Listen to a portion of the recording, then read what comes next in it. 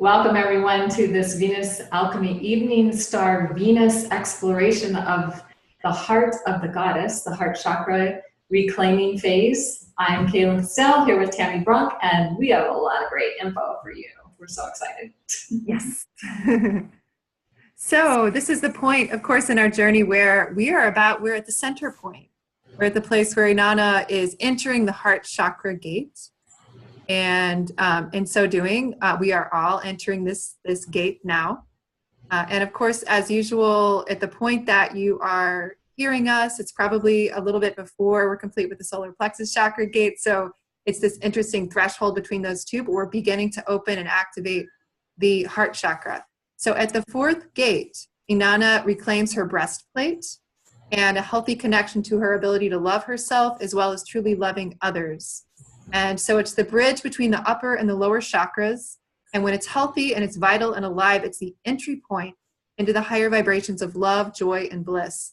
So let's just take a moment to really honor all of the powerful work we've done in the lower chakras and to experience and feel for a moment just how that love, joy, bliss is already really deeply stirring in us, and how powerfully we've been doing the work to be the vessel that can open into that as we step into this heart chakra gate. And how we're saying yes to love, joy, and bliss. Yes. So for that. And, I want to say too, one of the things that feels important, it's a breastplate. So we are putting the breastplate back on. And so part of what we might be working with as well is being very deliberate and conscious to say, I may have taken off my old unconscious armoring, the brittleness that separates me from life, and yet I am still choosing to very consciously and deliberately create a field of resonance and protection around my heart, so that everything that comes through and is filtered through is what deeply serves me, everything that comes out of, so that we're really conscious and intentional about our heart space. Right, because of course it is the seat of the soul, where our physical heart is actually located, behind the sternum and the breastbone. And so we want to be conscientious of making it a safe place Yes. for our hearts. And that pure love that's connecting the upper and lower chakras is, and basically connecting heaven and earth within us is able to function in the way that it's most meant to. Absolutely. Oops, I think you would go back. Oh, I need to go back? Mm-hmm. I don't think you've gone over. Yeah, I did all that. So the heart chakra is linked to the thymus gland, the circulatory, respiratory system, lungs, ribs, breast, arms, shoulders, hands, diaphragm, anything in this part of the body. So, and also when this chakra is healthy, we have that greater access to empathy and harmony and kindness and caring and sensitivity. Our relationships, how we interact with others, all of that is expressed in the heart chakra. And when we're balanced in the heart chakra, we're experiencing love and compassion for all life. We're really connected to that sense of love, kindness, empathy, harmony, acceptance of others, healthy personal values and ethics, open to giving and receiving. That's a really big thing at the heart chakra, to really claim our most balanced expression of that. I often think that the heart chakra is where that balance between masculine and feminine lives. It connects us to limitless universal energy. Often when we do guided meditations, it's about bringing the life force, bringing the divine energy down into the crown chakra, but also bringing it up from the root chakra. And this is where it meets, is in the heart chakra. So we connect to the limitless energy from the universe from this point. And it's also very much about this radiant self-confidence, self-approval, and self-acceptance when we have a balanced heart chakra. Yay! So there's ways to balance this chakra. Of course, you can chant the mantra Yam, and you can wear the colors of the heart chakra. You can, eat the foods that energize the heart chakra. And you might find different ones that we have listed here. So, it's definitely not limited to anything we've suggested here. Of course, the gems and the minerals also not limited to what we've suggested here, or the essential oils. And we're going to talk about a practice for energizing the heart, the thymus thump exercise, but we'll do that a little later. Yes. And I'll just say, I'm wearing green and I'm also wearing a little heart. I did this on accident this morning. I wasn't thinking accident. And then I was like, oh, of course I am. It's all about the heart, right? So one of the things we might want to do is during this month, and maybe even just making it as a practice, is doing some back bending to really open up that heart space. So this is really describing what the benefits are, as well as the emotional benefits and why it can be helpful to do some back bending. And there's, of course, you can go on the internet and find lots of additional information. If you just Google, you probably get a lot of YouTubes and stuff about how you can do that. Or perhaps you do it in your yoga practice. So yeah, what an amazing practice. Also, the thymus is a really important gland to consider. It's located behind your sternum. It's connected to the high heart. And it's a really important part of your immune system. It produces T cells. It helps you to be very much more energized in your life. It awakens you to healthy self-care. It awakens your healing abilities. It's the seat of your spiritual development, supercharges your physical health and spiritual growth, and it assists in reclaiming your connection to source. Source. So we recommend thymus tapping, and there's a video. We'll include this link among the other links, either in a handout that we give to you right after this video, or we may also put it into the larger PowerPoint or the larger home play that goes with the actual live video. So we'll include that. But I'll just show it. You just thump, and I'll just say that I've been also using a book, and I'll include a link to the book as well, called How to Heal Yourself When No One Else Can. And a lot of what she describes in this book is kind of like with EFT or tapping. You can use the thymus as a shortcut for that. So if you're going through challenging circumstances in your life and you're stressed out, you can just kind of talk about it, and you can say, oh, it feels like this in my body. I'm really stressed about this, or this feeling is really hard. And you can just do a thymus thump as a really good shortcut to get centered and grounded and release the emotions that are in your body that are stored around that.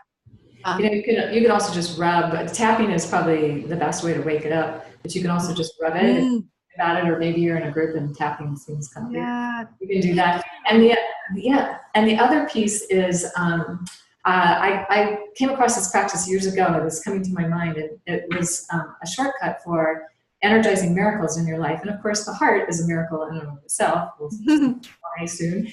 And so you can just tap here and just say, I'm entitled to miracles. And then you can just follow, just sort of chain off of that. I love that. Yeah. So I'm entitled to miracles. I am a miracle. However you want to energize that whole thing. I used to do that every morning when I went for a walk, and I'm thinking I need to start getting back into that, because sometimes practices fall away, and now it's time to do it again. So. Right? That's awesome. I want to actually show one other exercise for the heart. That's something you can see, and it's actually, I'll actually also, if I can find a link for it, I will, but it's also in this book I'm going to reference. It's called the 3 Hearts Method. And again, it's something you can do if you feel a little stressed and you want to move energy through your body.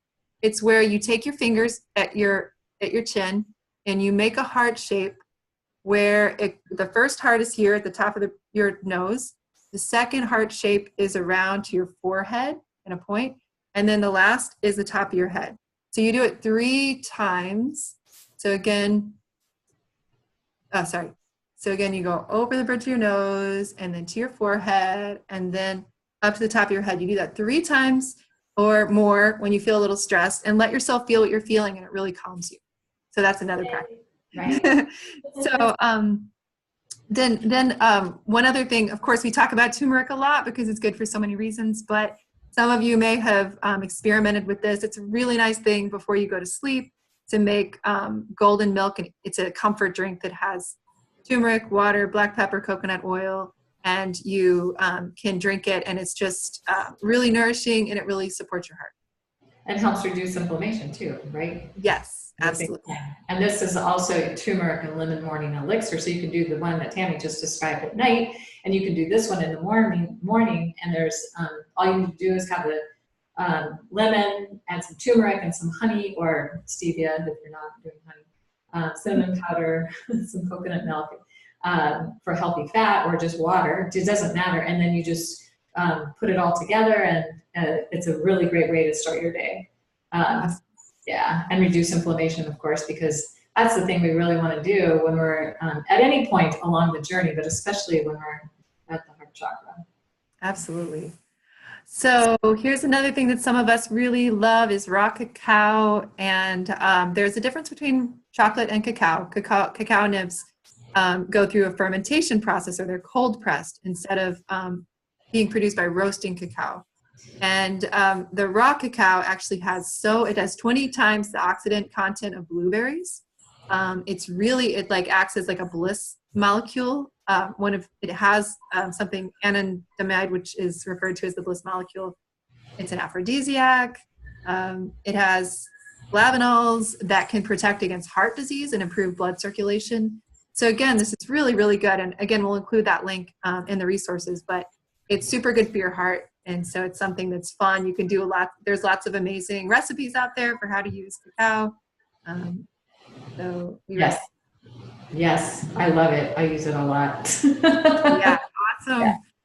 So another practice that is so good for the heart, and it also engages you with others. It's one of the simplest ceremonies I've ever found that almost anybody can get into. You know, sometimes with ceremony, you might want to engage people who don't see themselves as being really spiritual, or they might be Christian, and it might feel weird to do certain ceremonies that some of us really like to do. But the despacho ceremony is something that's pretty universal that you can do. And it's something that the Quero people of Peru they've been practicing for many, many, many generations.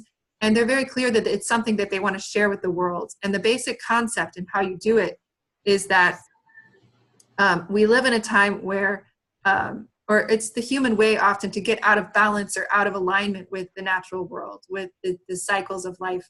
And so they refer to that, Einai is like being in alignment with life. And so this ceremony, which is quite simple and beautiful, is a way to get aligned back with the creation, with the cycles of life.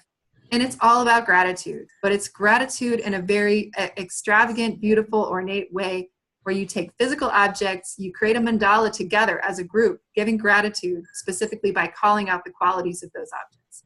So I've put the whole really in-depth practice here. If you want to do it with the group, it's so fun. It's so beautiful. Yes, it is. I've done those, and it's amazing that it can be, as you saw in some of the, like the last slide going back, a lot of food in this one. And this one's more flowers and that kind of thing. So there's sauce. I love to have flowers. You can do both. What I always do is have use the little like cupcake papers to put every different kind of thing in, like colorful candies, grains, seeds, all those things. But also I'll get at least a couple of flower bouquets. Yes. The tops, cut off the tops and put them in a bowl, so people can also put flowers in. And you can also begin kind of an arrangement when you start. So it's just beautiful. Yes, beautiful. So now we're going to talk a little bit more about the heart. From the heart math perspective, they've been really working with this for a long, long time. And that there's this electromagnetic field that's created by the heart. And you can see it's like a toroid or a donut shape here. And there's a smaller one inside a bigger one. And so Dr. Childre, who's the founder of the Heart Math Institute, says that since emotional processes work faster than the mind, it takes a power stronger than the mind to bend perception, override emotional circuitry, and provide us with intuitive feeling instead. It takes the power of the heart. So we're not going to go through all of this step by step. You'll have you can come and read this later when you want, or you can pause the video and kind of look at it from that perspective. But just that idea that, the heart has its own neural net. That they know that the electromagnetic field of the heart is 5,000 times stronger than the electromagnetic field of the brain. So when we're more connected to our heart, we're more connected to everything, honestly. And we're not being distracted by the mind games that can happen when we're just operating from the head. Mm-hmm. So, and you know that these electromagnetic fields are communication. So, and that when whatever we're putting out, whatever our own electromagnetic field is, people within 15 feet of us are feeling that. It's like, and then they blend and connect, and it's interesting that it creates a little vesica Pisces here between the two people, right? Yeah. So, so when we're harmonious, we can help other people be harmonious, and that's amazing because then we're affecting the consciousness good of the planet. We'll talk a little bit more about that. And the heart is the one that really produces oxytocin, and oxytocin is a feel-good hormone, and there's many different ways you can activate that hormone. And so you can do your own research. You can also look at some of the things we've suggested here. But practicing oxytocin, one of the things I've been doing now for a couple of years is an oxytocin breath. And I'll just share it with you really quickly because it's a great way to elevate oxytocin very fast. And it's allowing yourself to breathe, not take a breath, because that's like forcing or, you know, like we're trying to make something happen. It's more masculine energy, but allowing is a more feminine way. And of course, this is the journey of Inanna into the underworld, so it's more feminine process. And so allowing ourselves to take in a deep breath, fill our belly, and then just express, because what happens when you're expressing the ha breath, it vibrates the vagus nerve that goes all the way through the whole body, and that activates the oxytocin. So it's ha, and it you know, and that will last for 20 minutes or so. Sometimes, you know, if you're stressed, you might want to do a lot of those. I found that that's been helpful for me anyway. So. So the heart also is constantly decoding intuitive information, and basically information that even exists beyond the boundaries of our space-time reality.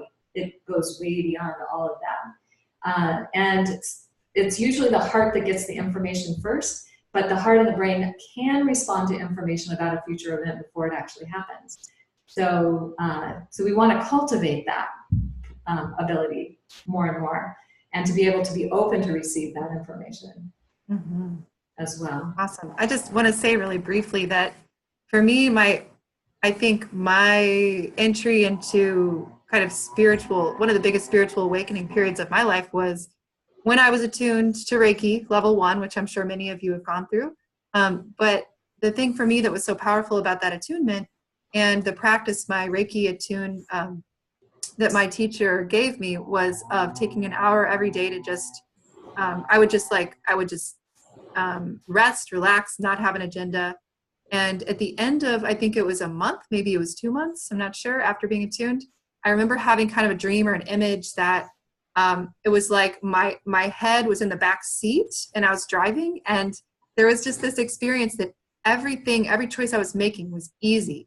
And in the past, I could see how, because I'm so mind-oriented, or I have been, that I would do things, it would take me about 10 times longer. It would be way more complicated, not nearly as fun.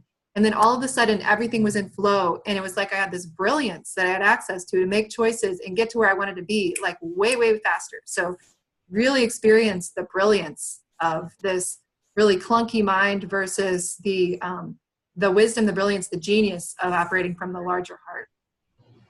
Beautiful. And also we can enhance our heart energy by paying attention to and understanding organ energy, because of course that is the energy of love that's found within our heart. And Wilhelm Reich, he discovered organ energy. And this is just a quick quote: "I'm well aware of the fact that the human race has known about the existence of a universal energy related to life for many ages. However, the basic task of natural science consisted in making this energy usable. This is the sole difference between my work and all the preceding knowledge." Sneezing on the truth, I guess. So anyway, there's many different ways you can connect into organ energy. You can do some practices. You know, it's basically also known as prana. It's chi. It's life force. It's the creative force. It's pure creative intelligence. The fifth element, also known as ether or spirit. I mean, there are so many different ways it has been described. So don't let the term orgone energies hold you up, but you can get these, like this amazing heart here is an orgone thing that helps to energize the orgone in your field. And of course, there's all these things that you can do to help, to understand what the orgone energy is and to help energize it in your own body and your own being. So just be aware that there are ways that we can actually energize that heart, that magnetic field of the heart. And orgone does flow through the torus of the heart. So if we're enhancing our own orgone energy, we're also enhancing the magnetic field of our own heart. So you can awesome. That, as as we said, you can kind of pause the video if you want, or you can just look at the PDF we'll be providing. You can get on with that. So, and again, we're still looking at the torus here. And Drumbelow wrote a book, I think this was back in 2004, what I want to say, called Living in the Heart and Entering the Sacred Heart Space. And he has a little meditation and, all this information about that, about what it, why it can be a good thing to live more from the space of our heart, the sacred space of our heart. But the thing that I wanted to really share here is that heart surgeons have learned that there's a tiny place in the heart that must never be touched for any reason, or the person will immediately die with no chance of revival. I'm like, that's just so mind blowing. So that's another reason for protecting our heart. Like having a, we want to take care of our heart. We want to make sure that we're not exposing ourselves because, who knows what could happen anyway. So, you can look at this book if you want to get more. You can look at some of the points we have here that will help you get more into the heart space. And one of the things that's really important is if you have emotional trauma that's stored in your heart, you want to be sure you clear that before you start trying to enter the sacred space of your heart, or else it will be very painful. So this is the cover of the book, and it may have a new cover now, I don't know, but if you're interested. I'm curious about that too. If you enter that when there's uncleared trauma, it'll be painful. Is that because it just kind of amplifies whatever is already happening in the heart if you use his meditation or if you use the practice? Yeah, I think what happens is that we become aware, because a lot of times we're unconscious of it, and then we become aware of it. So the pain is probably there. We just become aware of it. So, and then if you're trying to enter that sacred space, it can become magnified. So, yeah, it's probably good to do whatever you can to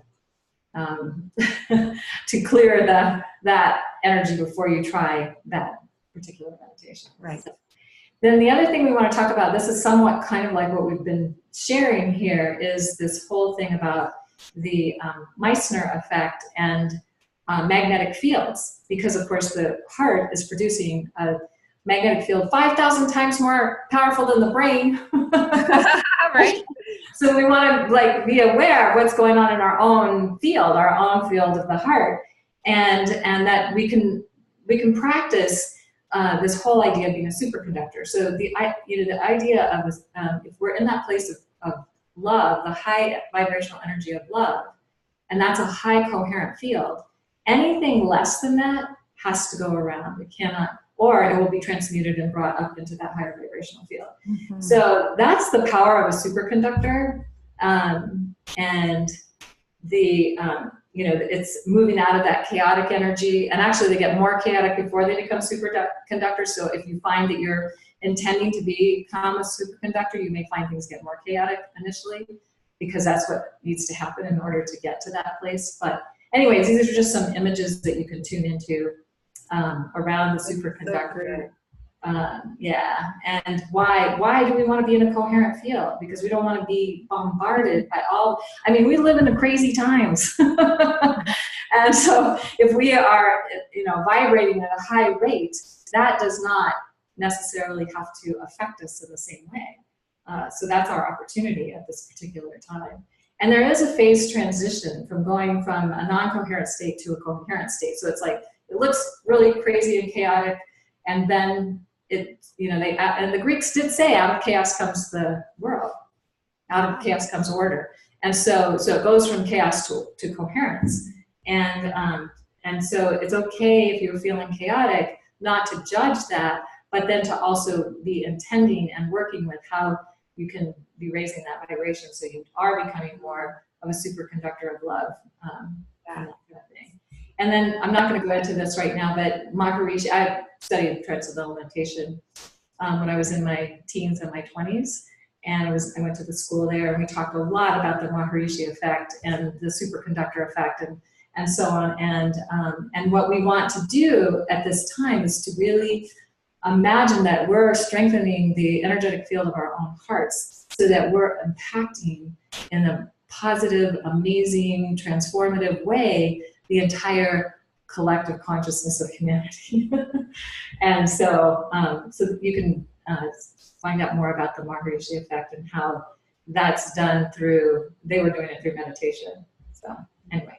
Awesome. So if you want to change what's going on around you, change what's going on within you. So powerful, simple words, such a powerful message. Yes. Oh, wow. I think for many of us, this part of the journey is so exciting because we get to claim our wholehearted path forward. We get to claim saying yes to life. That's really what it means in some way to be fully in the heart. So when we step fully into our hearts, we say yes to life. We don't say maybe, or I think I want to do this. It's like, how do we really lean into our lives? I've found this very much recently. I made a very conscious decision, choice to land here, to be fully embodied. And that's been something that it's caused me to look at the places in my life where I haven't leaned in and to feel the vibrational difference when I bring deep presence, my heart fully into everything that I do. So, and just to ask the questions, in what areas of your life are you wholehearted? And celebrate that. And then some of that is not just about saying yes to everything. It can also be saying, being really wholehearted about saying, hell no, I won't go. Hell no, yeah, exactly. That's part of it. Being wholehearted about, I have choice, I have preferences. And in my life experience, I've learned some things and I'm going to pay attention to that. So, there's some things I really don't want in my field anymore. Some things I'm absolutely letting go of. Even though we're on the way up, it's still part of being wholehearted to know how to say no as well as yes. And then what are you saying holy hell yes to in your life right now? Yes. Absolutely. And I love this. Kaylin had posted this, and I know, Kaylin, you might want to talk about this as well. And I just want to say that to me in this, I've been on a healing journey for 3 years, and I think that this is almost the most important foundational piece. And when you had mentioned that people can read your field 15 feet from you, right? Right. It makes me think about how in the path of healing, really surrendering, accepting where you are exactly as you are at this point as a set point is the most powerful place to come from in order to actually raise your vibration. So and it sounds so easy, but it is so hard. It is. We have a lot of self-judgment. We have I should be doing this, or it should look that way, or it should be this way. And, when we find ourselves in that space, in that self-judgment, can we become aware and step back and say, yes, okay, I'm exactly where I need to be. And even if it's not exactly where I want to be, it's where I am. So how can I accept that? Yeah, exactly. Instead of the mind games you're talking about, really, really paying attention to the places. You're right. I mean, it's a practice. I think it's the pushing energy. It's that pushing energy that our mind can do that really does separate us from our heart. And it really does separate us from the greatest experience of self-knowing and self-presence and just ease. And when people feel a person who's coherent and at ease with themselves as they are, it is, it's a breath of fresh air. It's so healing just to be in the presence of that. So if you could just, even if you find yourself in a place where you're not feeling very accepting, accept that. Yeah, exactly. I'm not being very accepting right now. And that's okay too. So, if we can accept in the moment, whatever happens to be going on, our resistance, our anger, our frustration, or whatever that might be, then in that moment of acceptance, things can actually change. Mm-hmm. And it means we don't have to accept it 10 minutes from now or 5 minutes from now, but if we can do it in that moment, it can shift everything. So beautiful. Yeah, again, it's actually about leaning into life by saying, okay, this is what it is now. And as soon as you lean into that and you inhabit it fully, then it can transform. Yes. So Ho'oponopono is a practice, and it's a traditional Hawaiian practice that has been adopted in many areas, and it's all about it's this whole simple statement of I love you, I'm sorry, please forgive me, thank you. There's a lot of stuff online that you can kind of follow in terms of how to do this. It's about invoking the spirit of love within you to heal whatever is creating the outer circumstance. Do you want to talk briefly, Kaylin, about? Well, I just want to say that Ho'oponopono is amazing, and I practice it a lot, and it's really great. But there's other ways to do it. I mean, you can also practice any kind of forgiveness, and a lot of times it's self-forgiveness. Yes. So maybe you're practicing Ho'oponopono on yourself, like, oh man, I really screwed up. I was gonna do this thing and then I didn't, and now it's this mess and blah blah blah. Whatever whatever it is that we've created in any moment in our life, and we can use this. It's a very simple practice to work with. Or there's other forgiveness practices that whatever works for you. Definitely do a lot of self-forgiveness at the heart chakra, but also practicing forgiving other people. Mm-hmm. If you notice you're charged on something and somebody else is charging you or they're triggering you in some way, and then it's like your opportunity to go, I guess I have a little work to do here. So. Right. Well, and sometimes if it's hard to get there, I really think using EFT or using thymus tapping or other practices to clear the energy, you can let yourself feel the anger or whatever it is that blocks you from forgiveness and really move it through your body, through dance, through movement, through the thymus thumb, through EFT, through other things to move that energy through. Let yourself feel it, as with this practice with Drunvalo, move that energy through before you do these practices to really step into that forgiveness, into that love, into that high vibrational field. And then you have the open space for that to happen in a really powerful way. Yes. So as much as you can, practice that this month for sure. Yeah, absolutely. So one of the things that's so important about the heart is that this is where, when we're open-hearted, when we're living in a wholehearted way, when we have a balanced heart chakra, we are connected with our global family as well as those who are in our closer tribe. And we connect across cultures. We see ourselves as one heart. So these are just different greetings. In Lakesh is a Mayan greeting. Namaste, East Indian. Mitaku Yoasin, I always say that a little funny, is a Lakota greeting. It's all my relations. And Aloha and Ho'oponopono are also, so we can, it's universal. And there's more, but there's many more. These are just a few. Yeah, these are just a few. So this is just something for people to look at later. Dr. Dean Ornish and talking about the as a cardiologist, and what he's found is the most important thing for health is heart. It's connected to how we feel loved and cared for. So yeah. So important. It's so important. It's something to, and I think the original, and one of these, one of the times that we have done this work around the heart, I think there was a study that I'd found about how many people feel isolated and alone and don't actually even have one person that they can connect to.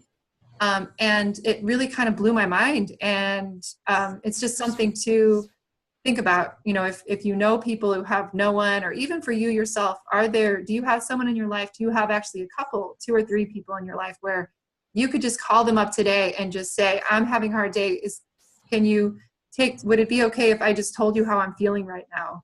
If you're having a really hard time, to ask that question. If you have that, if you don't, what would it take to create that kind of connection and bond? What would it take to reach out in that way? It can be almost a survival strategy. Because, and I just recently did a practice where people whined and complained. We got buddies, we whined and complained. Yeah. And then the question was asked, how do you feel? And the energy got really high, because when we have that opportunity to get it out and have it heard and witnessed, it changes so much. And it, Yeah. you know, and it's good to have a clear intent, like not just whine and complain because, you know, you're just going to sit and wallow in it, but to really move it, like to, you know, to have somebody who can witness and say, you know, that must be really hard for you. And then then that can just change everything for you. Just like a Reshkagal. Yeah. Powerful.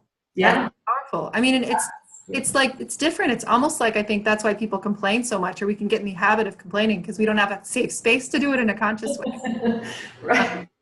So, Right. Yeah. but so just, you know, we can do all of these practices on our own and that's well and good, but we are social creatures and we need each other. And so it's really important as part of our life path to pay attention to where it's possible we might feel isolated. And I think it's very, very easy for us to get isolated at this time. So much about everything we do is on the screen. We can connect that way, but we need human physical contact connection. So these are just a few slides. I'm not going to go into great detail, but I love this one because it acknowledges and honors that when we create a circle, we as an individual can create this powerful beacon of light. But if we gather in a circle and we do ceremony together, we uplift each other in a circle, it can be as simple as getting together and making food together and just laughing a lot and being silly.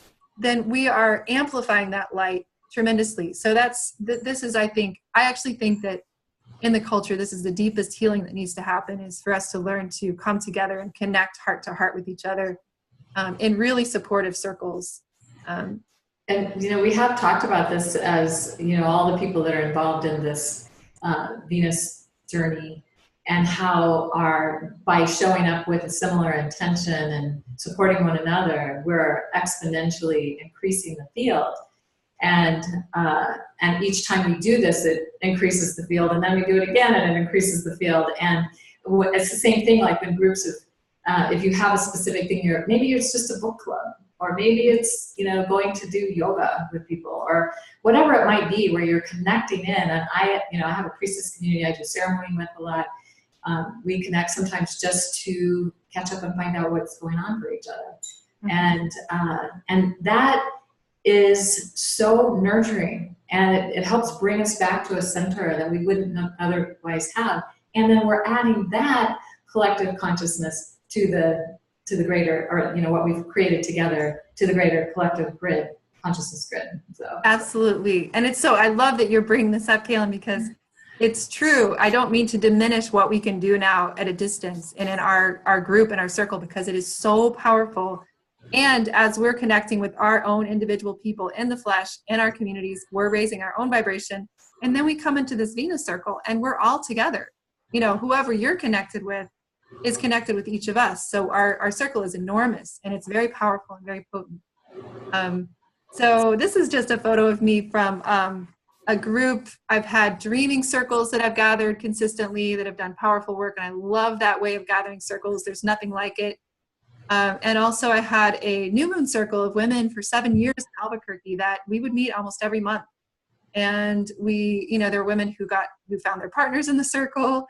There were women who had babies, every kind of initiation, had divorces, went through surgeries. But these are just some practices for you, again, on your own time. This is something from my own experience, that practices I found were useful for gathering circle. And again, part of it is just simple. Simplicity is important, but beauty also. So anyway, you can read through this in your own timing, but I highly recommend taking a risk and creating circles in your community if you don't have them, because oftentimes you might be the only person who actually knows how, or would have the tools or the awareness to do it. Yeah, so this is a circle of priestess women in Arizona. Some in Tucson, some came from Phoenix. Somebody might have come from further away. Sedona, yeah, somebody came from Sedona. And of course, one of the women is from Atlanta. She's taking the picture. So anyway, but it's like, you know, if you maintain this connection through a certain shared intention, and we hadn't gathered together in years, and this was so much fun. So yeah, I love that circle. I love you in that circle, Kaylin. You're great. You're a center. Awesome. So this is, so just adding just a bit more on that, Jean Shinoda Bolin, who of course is a phenomenal author and therapist who had written the book Goddesses in Every Woman. She talks about the million circle, and that again, it's just another way to say when we have a critical number of people changing how they think and behave, the culture will change, the new era begins. So she's just basically has even these workbooks on how to create circle, how the circles change the world. And I will say too, we'll also include a link to the Global Sisterhood Project, which is, of course, as many of you have already encountered, is a really wonderful example of how currently with so many people online and a really simple, powerful way of engaging people, thousands, probably millions of women now are gathering in circle because of that group. Yes, they are. They definitely are. So, all right. So then I just also wanted to share, I believe Elizabeth Lesser was the founder of Omega Institute. I could be wrong. But she wrote Why You Should Take Your Demons to Lunch. And I enjoyed this article because it has to do with really deeply listening to other people and their viewpoint. And I will say, on a cautionary note, I think that in the polarized experience that we have, at least at the time we're doing this video, that it's good to do this if you've already done a lot of your own work to heal your unprocessed trauma, and you feel like you're in a strong place where you have something extra to give to, you're vibrating at a high frequency, you have something extra to give, and there's someone who you love or someone you feel resonance with, but you suspect that you have differences in certain areas and you might usually steer clear because of that. It can be really good to actually expand yourself and open yourself with the intention to see this person as someone to perceive of the places where you have shared vibrational resonance, and then just learn more, be open, learn about what areas you share, and anything that's different, approach it with an open heart. Anyway, so that's just something that can create more kindness in our world and open our awareness in good ways. Yeah, they've been doing a project called StoryCorps on NPR, and where they're inviting people of very different, perspectives. And sometimes, like I heard one that was a mother and a child, and her child, a young Black man, they were doing practices in the school to be safe if there was a shooter. And his choice was to go and stand in front of his class. And her choice is like, no, I don't want you to do that. And it was quite moving. And she listened to him why that was his choice. And, it's like she raised an amazing son. That's what he wanted to do. That's how he wanted to be of service. So, and then people from different political points of view, different religious backgrounds and that kind of thing. And they're bringing them together and finding that there's more common ground than there is separation. And they just get them to talk on a recording, and it's phenomenal, just phenomenal. So anyway. And that's so important in whatever way we can do that to break down those barriers, because that's the truth. I mean, there's been a lot of very deliberate, intentional, systemic kind of separation between people.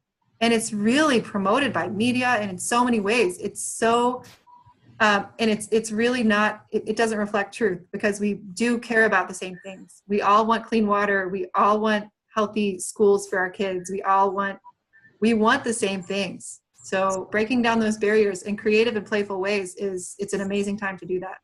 And I just love this book, Turning to One Another by Margaret Wheatley. She really breaks down a lot of wonderful practices and questions to support in gathering little circles of people to talk about what matters to them and have deeper, meaningful conversations. And I think that's something also that we're opening into now is how do we gather groups of people to really have meaningful, deep conversations about what we care about in the world, and how we can creatively, playfully, joyfully begin to create that change through small groups. Yes. And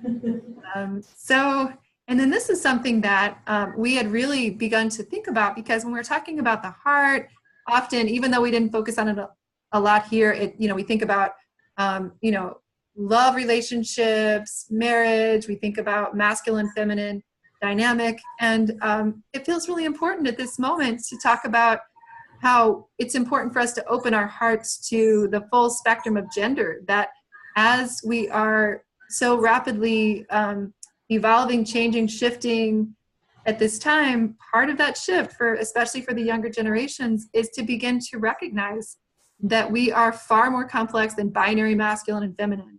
And many Indigenous peoples knew this. And many had at least two or three or more genders that were recognized in many cultures. So we're beginning to remember that. And currently, Facebook allows a person to choose over 50 different gender identities. And so that means that there are that many individuals who have said, well, this is what I am, that had identified a different articulation of gender. So that just, again, just to create an open space in our hearts around what that's about, and how to create a loving, safe space for people to explore who they are in these ways. And not only explore who they are, but literally be supported to be who they are. because there hasn't been a lot of support for that for many. And yeah. And I think what we're discovering is that when people feel free and safe to be able to explore who they really are in these ways, the gifts that emerge from people being fully who they are we need those gifts. So, to appreciate the unique interplay of masculine, feminine within each individual is also part of what this opens us into. And then to ask, how does the masculine and feminine reside in each of us? How can we honor it?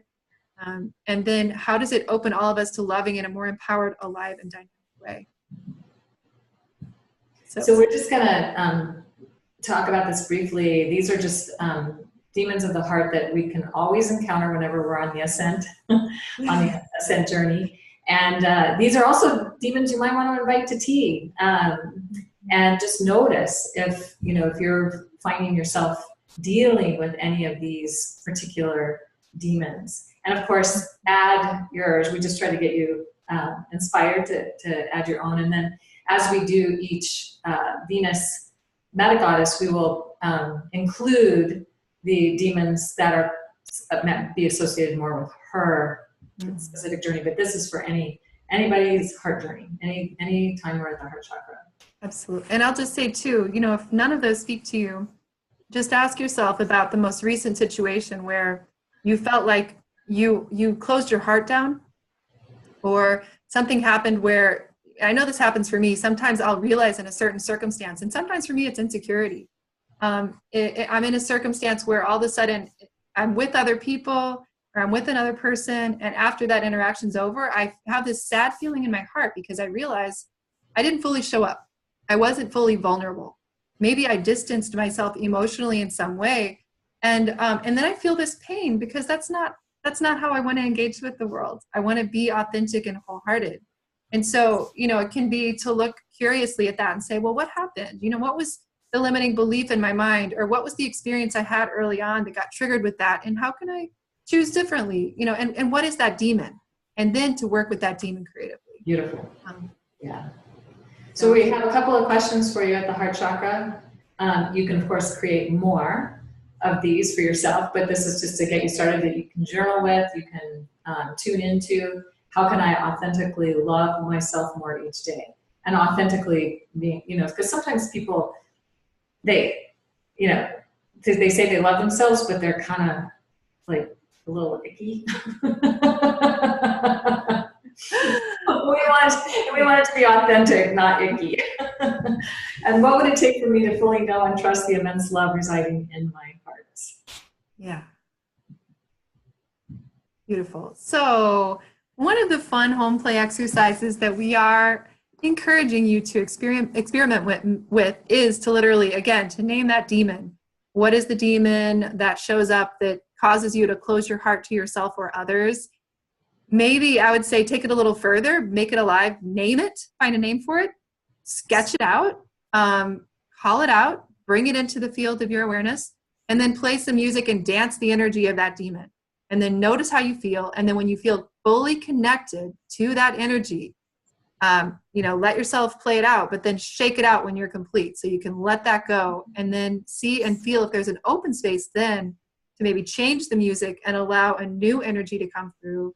And so that you can feel what that is. And then you can even, again, imagine and experience what is that new ally, what is that being, name it a new name, draw it maybe again, and then experience it as part of yourself. So play with that and share with us what happens. And the thing about shaking, you know, just that reminder that when animals go through trauma, they shake to release it out of their body. So if you're doing that, and also it will activate oxytocin and other feel-good hormones in your body to shake. So it really puts you into an amazing space to do that. So then you might also want to facilitate a despacho ceremony or some other kind of ceremony in your community to connect everybody to their hearts and you to them, and to the earth is a good thing about the despacho ceremony as well. And then 2 other home play assignments would be, or suggestions. One would be to write a love letter to your heart. I love this image, Kaylin. So find a beautiful piece of paper and some kind of ink and a color that you like and that maybe your 3-year-old would like. And a marker, and then you say, dear, your name, and then just write a note saying, thank you for, and then you might just choose and consider a few things over from the time of the beginning of the Venus cycle maybe, or the last month or whatever. What are some things I've done that have been courageous, that have been heart-centered?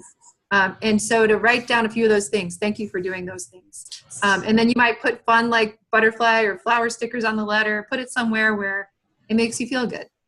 And then the last thing is to gather your heart tribe. So gather a circle in your community, maybe make something that regularly happens, a priestess circle, new moon, full moon circle, red tent. Another fun thing you can do is have people come every month to learn something new, like how to sprout or how to ferment or how to can or how to compost, or that can be really fun too. So consider that. Yes, so we have reached the end of our journey in this moment with the heart chakra. Here's some sort of resources, and as Tammy's mentioned several times, we will be putting these in a document for you to have easier access to as well. And we hope you have an amazing journey of the heart as we go through the heart chakra gate in this Venus cycle and reclaim the strength of our love and compassion for all life. Yes. All right. Have a beautiful month.